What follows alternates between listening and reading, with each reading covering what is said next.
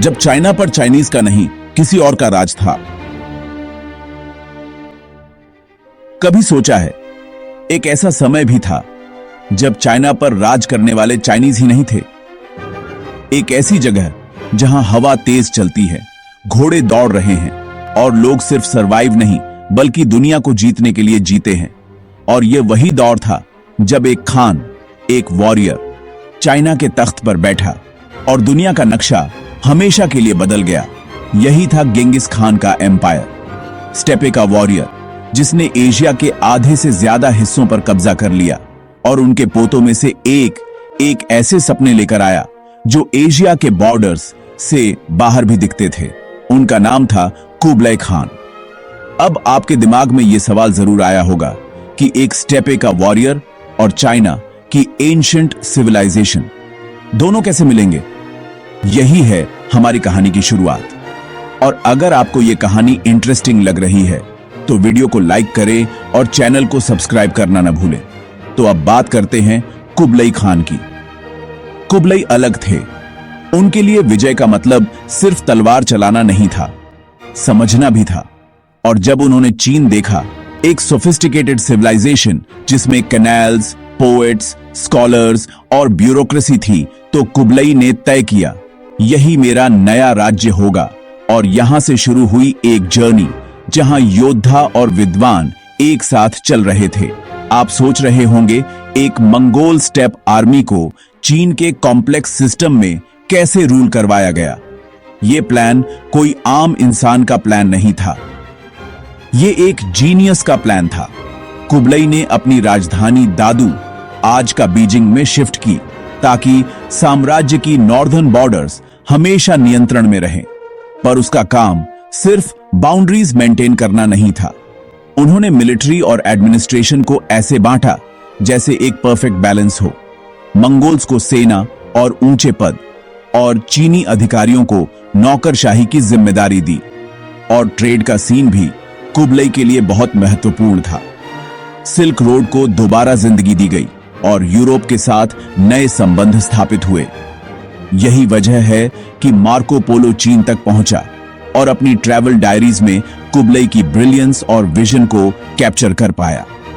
और इंटरेस्टिंग बात यह है कि उसी समय युएन डायनेस्टी में पहली बार बड़े पैमाने पर कागजी मुद्रा, पेपर मनी का उपयोग होने लगा।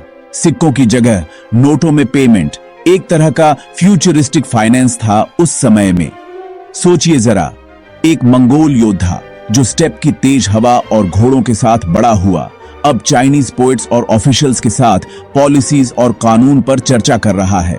और कुबलाई ने यह भी सुनिश्चित किया कि व्यापार और डाक व्यवस्था पूरी तरह प्रभावी रहे।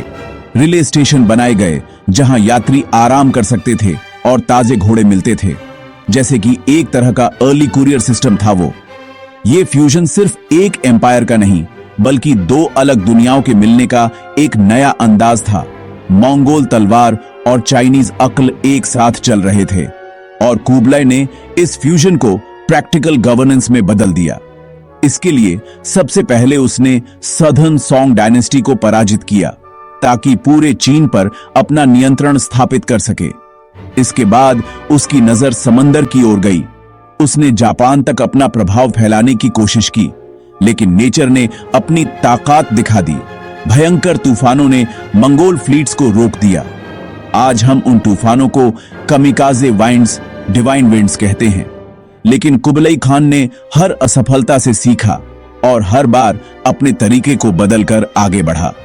और यही नहीं, कुबलाई ने इवन पैंडास को गिफ्ट्स के रूप में फॉरेन एनवॉयज को दिया, जिससे डिप्लोमेसी में एक यूनिक टच आया।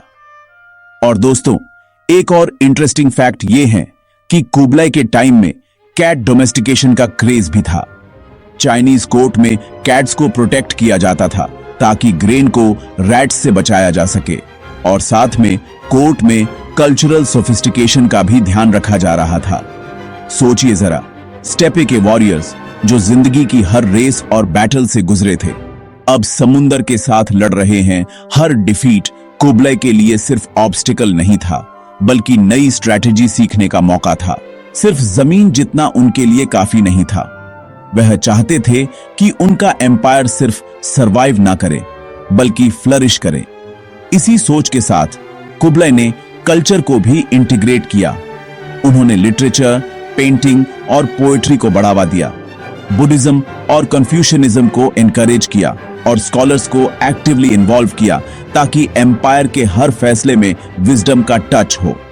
और जैसे ही कुबलाई ने स्कॉलर्स को इन्वॉल्व किया, मैप्स और ज्योग्राफी का डेवलपमेंट हुआ ताकि ट्रेड और एक्सप्लोरेशन और स्मूथ हो। यही कारण था कि यूरोप के ट्रैवलर्स इजीली चाइना तक पहुंच पाए। और एक फैसिनेटिंग फैक्ट यह है कि कुबलाई खान की आर्मी में नॉन मंगोल्स को भी हाई रैंकिंग पोजीशंस दी गई, जैसे कोरियंस और पर्शियंस को, ताकि एक्सपर्टीज का फायदा मिले और एम्पायर एफिशिएंटली चले।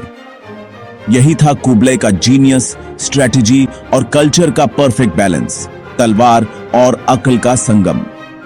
इस बैलेंस ने सिर्फ चाइना के अंदर ही नहीं बल्कि दुनिया के नजरिए को भी बदल दिया। कुबलाई के रूल में मंगोल और चाइनीज ट्रेडिशंस एक साथ चलने लगे, एक फ्यूजन जहां स्टेप की डिसिप्लिन और चाइना की सोफिस्टिकेशन मिल गई। और इसी फ्यूजन ने मार्को पोलो जैसे एक्सप्लोरर्स को इंस्पायर किया, जो यूरोप तक पहुंचे और वहां के लोगों में व्यापार और नई अपॉर्चुनिटीज के लिए क्यूरियोसिटी और एक्साइटमेंट क्रिएट की। और ये भी याद रखिए, कुबलाई खान ने पोलो खेल को भी पॉपुलर बनाया, जो यूरोप तक फैल गया और स्पोर्ट कल्चर में एक नया चैप्टर ऐड किया। सिल्क रोड और मैरीटाइम ट्रेड के जरिए चाइना ने ग्लोबल स्टेज पर अपनी एपीएनई प्रेजेंस एस्टैब्लिश कर ली। लेकिन हर एम्पायर की तरह चैलेंजेस भी आते रहे, फाइनेंशियल स्ट्रेन, रिबेलियंस और कल्चरल टेंशंस। और धीरे धीरे 1368 में युएन डायनेस्टी डिक्लाइन होने लगी। फिर भी कुबलाई खान का नाम और विजन अमर रह गया, एक लीडर जो सिर्फ जीता नहीं, समझकर, अडेप्ट करके और कल्चर को समेटकर एक एम्पायर को नई पहचान दे गया।